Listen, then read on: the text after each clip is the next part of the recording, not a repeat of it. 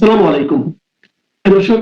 অন্য মঞ্চের আলোচনায় আজকে আমাদের আমন্ত্রিত অতিথি হিসেবে আছেন জামায়াত সহ জামায়াতের সঙ্গে যে ৮ দলের একটা সমঝোতা হতে যাচ্ছে বলে এতদিন খবর ছিল, সেই ইসলামপন্থী দলগুলো প্রত্যেকেই এই সিদ্ধান্তে পৌঁছয় যে এ দফায়ও তারা কোনো নারীকে সরাসরি নির্বাচনে মনোনয়ন দিতে পারে না, ইসলামিক আদর্শ, ধর্মীয় আদর্শ এবং রাজনৈতিক আদর্শ তাদের মাথায় রেখে। কারণ সরাসরি নির্বাচনে মনোনয়ন পেলে একজন নারী প্রার্থীকে যেভাবে জনসংযোগ করতে হবে, যেভাবে প্রকাশ্যে চলাফেরা করতে হবে, কথা বলতে হবে, বিভিন্ন ব্যক্তির সঙ্গে যোগাযোগ স্থাপন করতে হবে, সেটা কোনোভাবেই জামায়াতে ইসলামীর আদর্শের সঙ্গে যায় না। জাতীয় নাগরিক পার্টি এনসিপি গঠিত হওয়ার পর হঠাৎ করে ফেব্রুয়ারি মাসে ঢাকায় এসে উপস্থিত হয়ে স্বামী সহ এনসিপির শীর্ষস্থানীয় পদে বসেছিলেন তাসনিম জারা এবং তার স্বামী খালেদ সাইফুল্লাহ। তাসনিম জারা পরিচিত মুখ, ডাক্তার হিসেবে তিনি ব্লগ করে কোভিডের সময় থেকে ভিডিও করবার মাধ্যমে, জনসচেতনতামূলক ভিডিও করবার মাধ্যমে তার মিলিয়ন মিলিয়ন ফলোয়ার ছিল, দর্শক ছিল, ভিউ ছিল, কিন্তু তাকে কখনো রাজনৈতিক কোনো বিষয়ে বক্তব্য রাখতে কিংবা 2024-এর জুলাই আগস্ট আন্দোলনেও তার কোনো আগ্রহের কথা বা সম্পৃক্ততার কথা শোনা যায় নাই। কাজেই এই যে তাসনিম জারার হঠাৎ করে বাংলাদেশে এসে তরুণদের গড়া নতুন দলে একেবারে সিনিয়র যুগ্ম সদস্য সচিব হয়ে বসা এবং এরপর থেকে বেশ কয়েক দফায় এনসিপি বা জাতীয় নাগরিক পার্টির বিভিন্ন নারী নেত্রীরা সেই দলটি ত্যাগ করেন যখন, এই অভিযোগ করে যে এই দলে নারীদের পক্ষে রাজনীতি করা সম্ভব নয় কিংবা এই দলের আদর্শিক অবস্থানটা না বুঝে তাদের পক্ষে এই দলের রাজনীতি চালিয়ে যাওয়া সম্ভব নয়, মানে আলোচিত নেত্রী নীলা ইসরাফিল কিংবা 2024-এর জুলাই আগস্ট আন্দোলনের গুরুত্বপূর্ণ মুখ উমামা ফাতেমা কেউই তো তরুণদের সঙ্গে রাজনীতিতে টিকে যেতে পারেন নাই। কিন্তু তাসনিম জারা টিকে থাকেন এবং তাসনিম জারাকে দেখা যায় যে তিনি শুধুমাত্র যে বিদেশ থেকে, বিদেশের নিশ্চিন্ত জীবন ছেড়ে তরুণদের রাজনৈতিক দলে এসে উপস্থিত হয়েছেন তাই নয়, তাকে দেখা যায় যে তিনি এই দলটির সঙ্গে বিভিন্ন দূতাবাসের উচ্চপদস্থ কর্মকর্তা থেকে শুরু করে কূটনীতিকদের নানা আলোচনায় একরকমের প্রধান মুখ বা প্রধান ব্যক্তি হয়ে উঠছেন। তখন এই আলোচনা, এ সন্দেহ আরো দানা বাঁধতে শুরু করে যে তরুণদের কাছে যে ধরনের একটা রাজনীতি প্রত্যাশা করা হচ্ছে, সম্ভবত তাসনিম জারাকে সেই রাজনীতির একরকমের পোস্টার বয় বা পোস্টার চাইল্ড বলে না, মানে সেই রাজনীতির প্রধান মুখ করে বা একটা আদর্শ মুখ হিসেবে উপস্থাপন করতেই তাকে বিদেশ থেকে কোনো পক্ষ বিশেষ প্রতিশ্রুতি দিয়ে উড়িয়ে এনেছে কিংবা সেই নিশ্চয়তা পেয়ে তিনি বাংলাদেশে হঠাৎ করেই, মানে রাজনীতির সম্পর্কে একেবারে আগ্রহীহীন, সম্পৃক্ততাহীন এমন একজন চিকিৎসক তিনি হঠাৎ উড়ে এসে জাতীয় নাগরিক পার্টির শীর্ষস্থানীয় পদে বসে গেছেন। ডাক্তার তাসনিম জারার এখন পর্যন্ত আপনি বা আমি কি তার রাজনৈতিক অবস্থান সম্পর্কে তেমন কিছু জানি?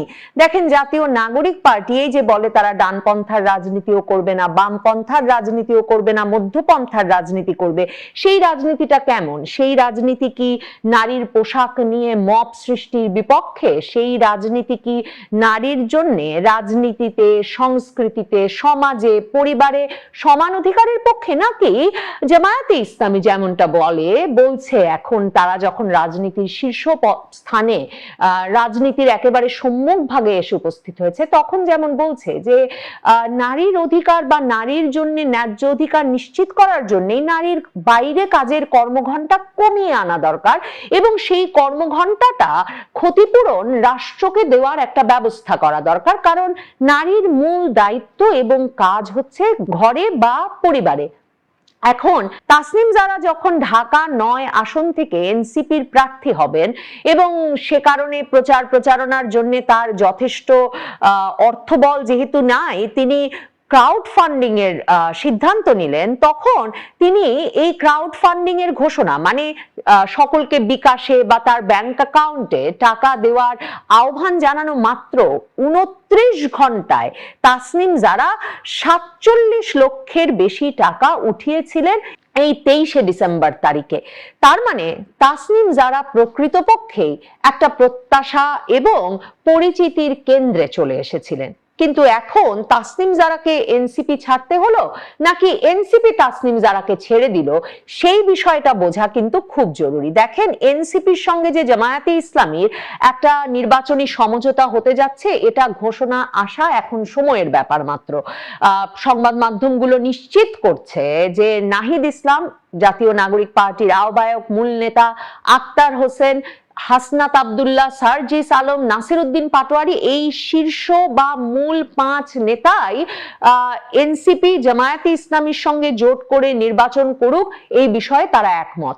প্রধান কারণ হচ্ছে জামায়াতে ইসলামী সঙ্গে তারা থাকলে, জামায়াতে ইসলামী যেমন মনে করে যে জুলাই আগস্ট অভ্যুত্থানে যে অংশ নিয়েছে যে তরুণেরা এবং পরবর্তী 15 মাসে যে তরুণেরা রাজপথে সক্রিয় আছেন বিভিন্ন আন্দোলনের জন্য, সেই তরুণদেরকে যে সকল বিচারের ঊর্ধ্বে রাখতে হবে, সেটার একটা স্বীকৃতি যেমন জুলাই সনদ থেকে নিয়ে আসার প্রত্যাশা করে জামায়াতে ইসলামী, ঠিক তেমনি প্রত্যাশা করে এই জাতীয় নাগরিক পার্টি এনসিপির নেতৃবৃন্দ।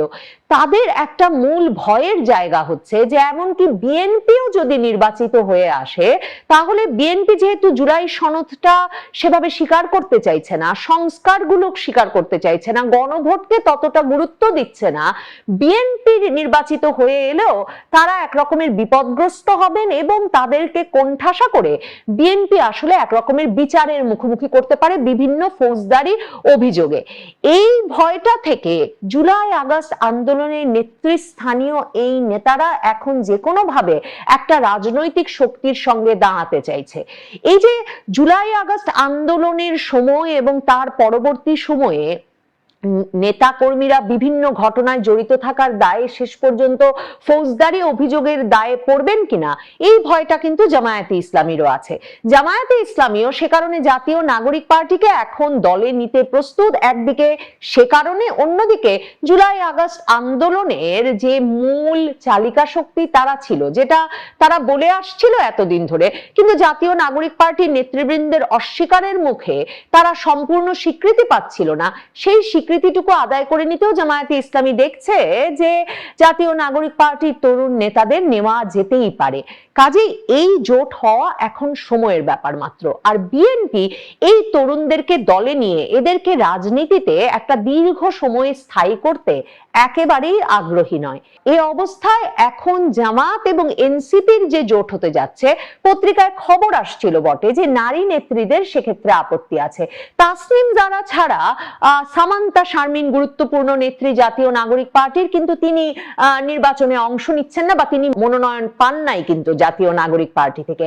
তাসনুভা জাবিন আরেকজন ডাক্তার, জাতীয় নাগরিক পার্টির টক শোতে পরিচিত নেত্রী, তিনিও ঢাকা 17 আসন থেকে নির্বাচন করবেন বলছেন এবং তিনিও ক্রাউড ফান্ডিং করেছেন। এই তাসনুভা জাবিন, সামান্তা শারমিন, তাসনিম জারারা মিলে এক ছবি তুলে 26শে ডিসেম্বর এমন একটা স্ট্যাটাস দেন যে ডিল ডান। তাতে অনেকেই তখনই বলতে শুরু করেন যে আসলে নারী নেত্রীরা সিদ্ধান্ত নিয়েছেন যে তারা জামাতের সঙ্গে এনসিপির জোট হলে আর এনসিপির সঙ্গে থাকবেন না। কিন্তু আসলে আপত্তিটা এসেছে জামায়াতে ইসলামীর কাছ থেকে। জামায়াতে ইসলামী তার রাজনৈতিক আদর্শ এবং ধর্মীয় আদর্শ মোতাবেক সরাসরি নির্বাচনে কোনো নারী প্রার্থীকে মনোনয়ন দেয় না। দলটি এবার এ বিষয়ে আলোচনাও করেছিল দলের বিভিন্ন ফোরামে যে নারী নেত্রীদেরকে কিছু মনোনয়ন দেওয়া যায় কিনা, কারণ এই বিষয়টা নিয়ে না হলে নানা রকম সমালোচনা হয়, যে সমালোচনার মুখে এমনকি জামায়াত সংখ্যালঘু প্রার্থীদেরকেও এবার মনোনয়ন দেওয়ার সিদ্ধান্ত নিয়েছে।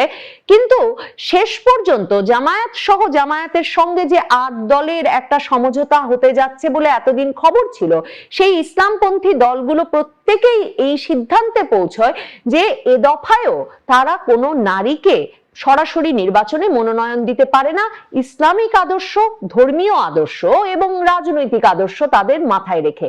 কারণ সরাসরি নির্বাচনে মনোনয়ন পেলে একজন নারী প্রার্থীকে যেভাবে জনসংযোগ করতে হবে, যেভাবে প্রকাশ্যে চলাফেরা করতে হবে, কথা বলতে হবে, বিভিন্ন ব্যক্তির সঙ্গে যোগাযোগ স্থাপন করতে হবে, সেটা কোনোভাবেই জামায়াতে ইসলামীর আদর্শের সঙ্গে যায় না। কাজেই তাসনিম যারা এনসিপি জামায়াতের সঙ্গে যোগ দিচ্ছে বলে এখন এনসিপি ছেড়ে বলছেন স্বতন্ত্র নির্বাচন করবেন, সেটা মনে হলেও আসলে এনসিপি জামায়াতে ইসলামের সঙ্গে যোগ দেওয়া মানে শেষ পর্যন্ত তাসনিম জারার এনসিপির হয়ে নির্বাচন করবার কোনো সুযোগ ছিল না, কিংবা নির্বাচন করলেও জামায়াতে ইসলামী সেই আসনে ছাড় দিত সেটা ভাববার কোনো কারণ ছিল না।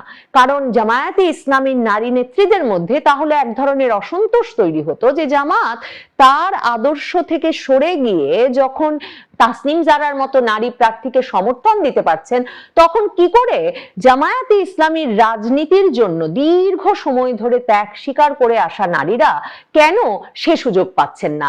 এই রকম একটা বিব্রতকর বা অস্বস্তিকর পরিস্থিতি জামায়াতে ইসলামী তৈরি করতে রাজি হচ্ছিল না। সে কারণে এনসিপি আর জামায়াতে ইসলামীর মধ্যে যে সমঝোতার আলোচনাটা, সেখানেও আসলে এই নারী নেত্রীরা একটা পথের কাঁটা হয়েছিলেন। এখন ডাক্তার তাসনুভা জাবিন, যিনি কিনা জাতীয় নাগরিক পার্টি থেকে ঢাকা 17 আসনে মনোনয়ন পেয়েছেন, কিংবা দিলশানা পারুল, যিনি সিরাজগঞ্জ 3 আসন থেকে জাতীয় নাগরিক পার্টির মনোনয়ন পেয়েছেন, তারা জাতীয় নাগরিক পার্টি থেকে এই অবস্থায় পদত্যাগ করে এরকম করে স্বতন্ত্র হিসেবে নির্বাচনে লড়ার ঘোষণা দেন কিনা ডাক্তার তাসনিম জারার মতো, নাকি তাদেরকে শেষ পর্যন্ত জামায়াতে ইসলামী সমর্থন দেয়, যেটা প্রায় অসম্ভব একটা বিষয়, সেটা দেখবার জন্য অপেক্ষা নিশ্চয়ই করতে পারেন। তবে জাতীয় নাগরিক পার্টি যেমন নতুন ধারার রাজনীতি সৃষ্টি করার যে একটা প্রতিশ্রুতি দিয়ে এসেছিল, সেই প্রতিশ্রুতি থেকে তাদেরকে এখন তাদের ভীষণ জীবন বাঁচানোর প্র্যাকটিক্যাল রিজন, বাস্তবিক অর্থে যে প্রয়োজন, সেটা মাথায় রেখে সরে আসতে হচ্ছে, তেমনি তাদের সম্ভবত এই নারী সহকর্মীদের দিকে ফিরে তাকানোর সময় হবে না। এখন জীবনের নিরাপত্তার কথা যেমন এখন জাতীয় নাগরিক পার্টির নেতৃবৃন্দ ভাবছেন, তেমনি জাতীয় নাগরিক পার্টির নেতৃবৃন্দ প্রকৃত অর্থেই নির্বাচনের পরে যাতে কোনো মামলা মোকদ্দমার ফেরে পড়তে না হয় সে বিষয়টিও মাথায় রাখছেন।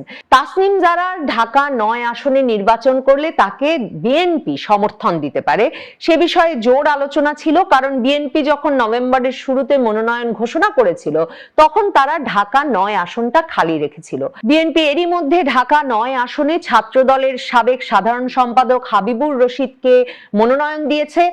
গতকালকেও বিএনপি বেশ কিছু আসনে মনোনয়ন বদল করেছে। তাসনিম জারা কি সত্যি স্বতন্ত্র লড়াই করবেন, নাকি তাকে তার যে অনুরাগী এবং তার যে সমর্থকরা ছিলেন মার্কিন দূতাবাস থেকে শুরু করে বিদেশের বিভিন্ন দূতাবাসে, তারা তাকে অন্য কোনো বড় দলের সমর্থন এনে দিতে পারে, সেজন্যও অপেক্ষা করা যেতে পারে। ক্রাউড ফান্ডিং এ যে টাকা উঠিয়েছেন তাসনিম জারা, সেটা ফেরত দেওয়ার ঘোষণাও তিনি এরই মধ্যে সংবাদ মাধ্যমকে দিয়েছেন। তাসনিম জারা কি পারবেন সত্যি একা লড়াই করে স্বতন্ত্র প্রার্থী হিসেবে ঢাকা 9 আসনে জয় নিয়ে আসতে? তাসনিম জারা আপাতত যে নতুন ধারার সংস্কৃতির রাজনীতি প্রতিষ্ঠা করতে বা রাজনীতির সূচনা করতে বাংলাদেশে ব্যর্থ হয়েছেন, তা বোধহয় বলাই যেতে পারে। তবে গত প্রায় 12 মাস ধরে তাসনিম জারাকে রাজনীতির কেন্দ্রে দেখেও যারা প্রত্যাশা করছিলেন, যিনি কখনো মবের বিপক্ষে বলেন নাই, যিনি কখনো বাংলাদেশের নারীর নিরাপদ জীবনযাত্রার পক্ষে প্রকাশ্যে কোনো মত প্রকাশ করেন নাই, এমন একজন নারী নেত্রী সত্যি বাংলাদেশের রাজনীতি বদলে দিতে পারতেন কিনা, সে প্রশ্ন হয়তো